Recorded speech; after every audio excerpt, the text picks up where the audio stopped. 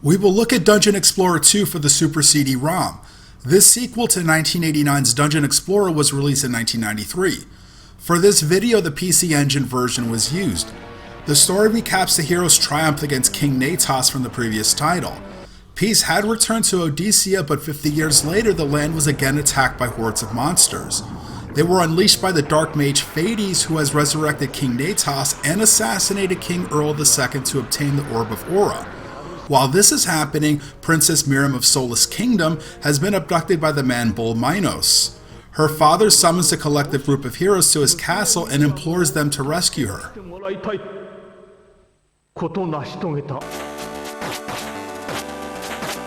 Throughout this review, we will cover what was carried over from the first Dungeon Explorer game and the new features added for this sequel. Dungeon Explorer 2's gameplay is identical to its predecessor, which was based on Gauntlet, where each character shoots weapon projectiles at enemies that emerge from generators. Characters could also use white and black magic to perform spells that provide healing, protection, or unleash attacks on enemies. Many of the monsters return, such as slime, goblins, spiders, mudmen, and the dreaded deaths, to go along with new foes like zombies who quickly chase after you when you knock their heads off, and plants that explode if you get close to them. Enemies differ in terms of movement pattern, speed, health, and damage output. Some enemies can shoot projectiles and some are poisonous, which causes your health to gradually or rapidly decline. Some monster generators are indestructible and some are camouflaged into the terrain, which can catch you off guard, especially in areas like the Dark Woods where it's difficult to see them. Items which are scattered throughout each area or obtained from defeated enemies, such as icons that temporarily increase your attributes, health potions, life seeds, reflective mirror, and holy water, make a return for the sequel, along with new items like a barrier which provides protection from enemy attacks for a limited number of hits, a book which provides temporarily invincibility, and a statue which can be shot several times to reveal different items. Once again, shooting an item too many times will cause it to disappear.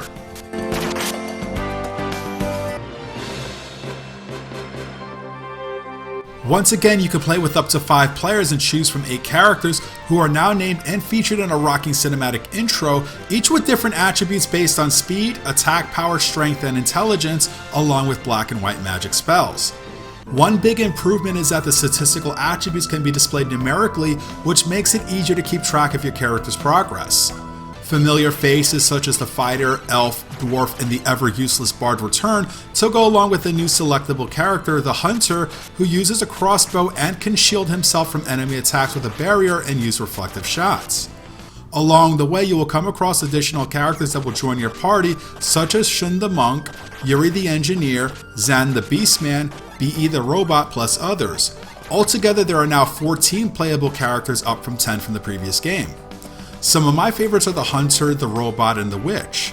At certain locations or points during the game, you can upgrade your character's weapon or class, resulting in larger and faster moving projectiles. Make sure to talk to as many people as possible to find these secrets. In the previous Dungeon Explorer title, most of the dungeons, towers, and castles in Odessia were located near Axis Castle, which was the central location. For this sequel, the area of exploration has been greatly expanded upon. While you begin your journey in Solus Castle, you will venture to locations that will take you far away from there. You will come across branching and sometimes lengthy paths to reach the next town or dungeon. You will travel through forests, mountains, a desert, ruins, caves, pyramids, castles, and other locations. There are locations that cannot be accessed until you complete a specific dungeon or task, or can only be entered by certain characters. What's interesting is that not all locations are mandatory to complete, thus there are plenty of side quests. These side quests offer rewards such as additional characters, weapon upgrades, crystals to increase your stats, health restoration items, and potions.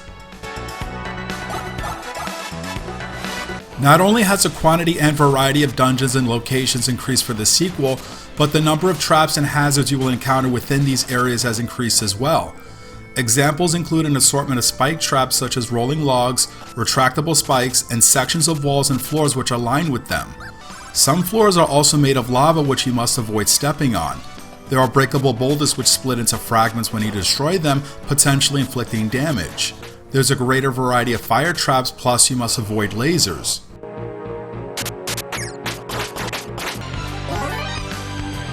Once you make it through those traps, you'll be greeted by plenty of bosses.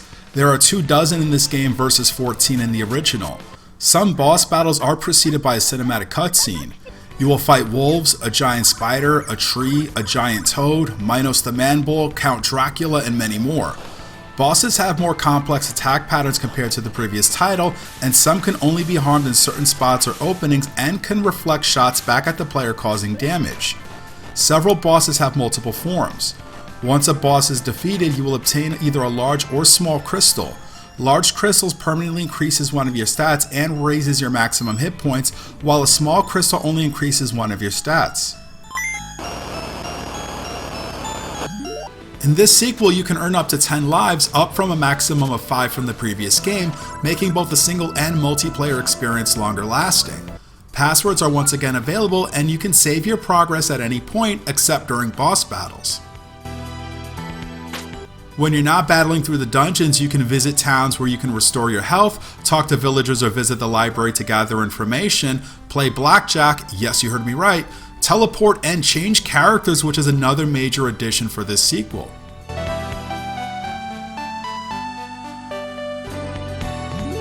To restore your health, go to the bar and speak to the bartender. While you're there, you can also switch characters by speaking to one of the barmaids. She will take you to the back room where the other characters await. Once you select the character you want to use, you will collect all the large and small crystals obtained during your journey up to that point. Make sure that your attributes are displayed numerically so that you can better allocate the stats to your liking. You can play blackjack to earn extra lives. If you enter a building with a skull sign, you'll be greeted by none other than Death himself. You must wager your life against him in order to play. Blackjack in this version is played similarly to casinos in that Death will hit on 16 and below and stay on 17 and above. If you defeat Death, you will earn 1 extra life. If you're dealt a 2-card 21, you earn 2 extra lives. If you bust or Death has a higher hand than yours, you will lose 1 life. Finally, if you both have the same hand, it's a draw and you don't win or lose. Save your progress before playing just in case you end up going broke. If you see a wizard in a purple robe, he can offer to teleport you to any town you have previously visited at the cost of 1 white potion. This is useful if you want to backtrack to a previous location to find something you missed out on, given the long distances you may have to travel to get there. As a fan of the first title, I was excited to play this sequel when I first bought it not too long after it was originally released. Sequels should always improve upon its predecessor, and Dungeon Explorer 2 did that in just about every way imaginable. The greater quantity and variety of characters, dungeons, traps and hazards, monsters and bosses, areas to explore outdoors, plus the addition of side quests result in a much longer and enjoyable journey. To compare, it takes me a little over an hour to complete the first Dungeon Explorer. For the playthrough I did of part 2 for this review, it took me about 4.5 hours to complete, going through just about all the side quests. I have beaten this game many times, so it will take longer for a first time player. Within the game, there are lots of well done cinematics with quality voice acting, especially the intro, which blew me away back when I first saw it. I always enjoyed playing this game again and again for the cinematics. The ability to switch characters makes it fun to experiment with everyone, adding to the fun factor. The extensive traps, stronger enemies, and more complex boss fights makes this sequel more difficult. The soundtrack is excellent. The tracks make use of many instruments such as bells, gongs, piano, organ, electric guitar, and more. The mood of the tracks change based on the environment, with upbeat music when you're in town or traveling along the trails, to more gloomy tracks when you're venturing deep into the forest. There are also orchestra and jazz style tracks. The character intro cinema features an Indiana Jones inspired theme. Several of the tracks from the original title were redone with an energetic tempo. Hear for yourself.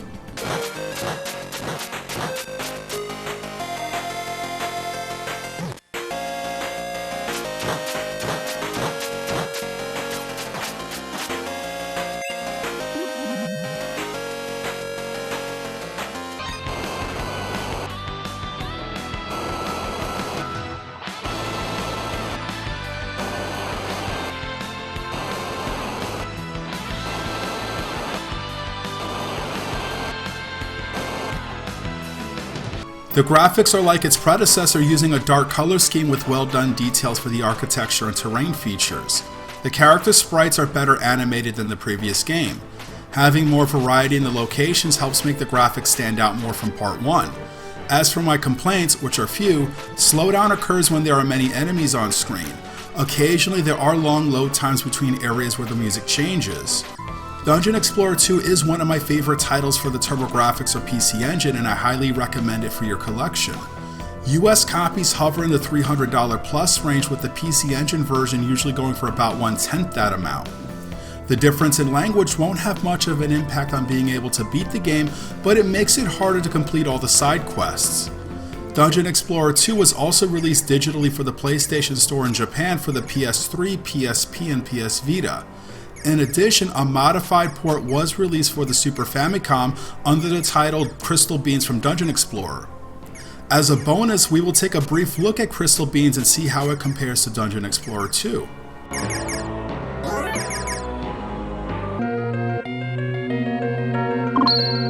Crystal Beans' plot differs from Dungeon Explorer 2.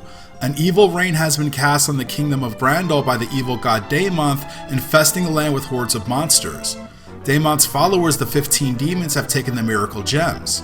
The heroes of light are summoned to recover the gems, which causes the crystal bean to sprout into a beanstalk reaching the heavens, where Daemonth awaits in Bloodstone Castle. Crystal Beans can be played with up to 3 players and features 8 playable characters. There are some new classes in this game, such as a Kage, also known as a ninja. Some character classes were renamed from Dungeon Explorer 2, such as the warrior, which was a dwarf. There are also 4 additional characters you can find: the bard, thief, robot, and dragon. They can be difficult to find, but if you ask around you will find them. Each character possesses the same type of white and black magic. White magic is used for healing, and black magic is used to clear all enemies and generators on screen. The difference is in the graphical effect for each character. While healing consumes 1 white magic bottle, black magic can consume multiple bottles depending on the character's intelligence. Your character can use a spin attack, which I found no practical use for. You can switch characters in this game, but it can only be done in Rubin's Castle, which is the first location in your journey. You cannot save your game if you change characters. You must switch back to your original character in order to save your progress again.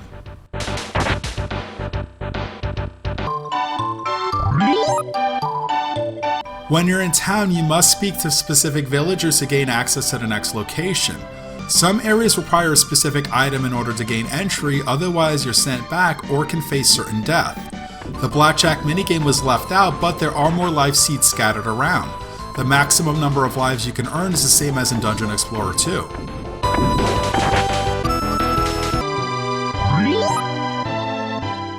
Instead of walking along trails to reach your next destination, you use the map to select where you want to go. Because of this, most of the trails you would navigate through in Dungeon Explorer 2 are absent. Not only are most of the trails absent, several destinations from Dungeon Explorer 2 are as well, including Widow Woods, the Cave of Mist, the Ruins, and the Dwarven Forest. For the locations that are present, there are fewer traps and monster generators. Because there are fewer locations, there were bosses left out, about 6 in total, and not all bosses are fought in the same areas as in Dungeon Explorer 2.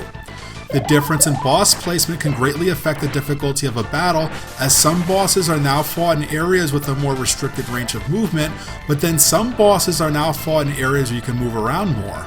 In one example, the boss you fight in the Tree of Life is now the Centipede, which is a long creature that chases after you, but the water and tree roots take up a large portion of that area, preventing you from being able to fully move around. The graphics in Crystal Beans are colorful and use a brighter palette compared to Dungeon Explorer 2. This is most evident in the towns and villages. There is more detail inside areas like the castles and villagers' houses. The character sprites are larger and have more detail as well. The soundtrack is well done even without the CD quality, though there are some tracks missing. Crystal Beans has a more cheerful vibe compared to the darker nature of Dungeon Explorer 2. Overall, it's an okay port. The game looks and plays very well, but there's lots of material missing from Dungeon Explorer 2, and having all characters utilize the same magic gives you less of an incentive to experiment with them. If you weren't aware of Dungeon Explorer 2, then these issues wouldn't matter as much, although they should have had more varied magic. We will close things out with more side-by-side gameplay of the two games.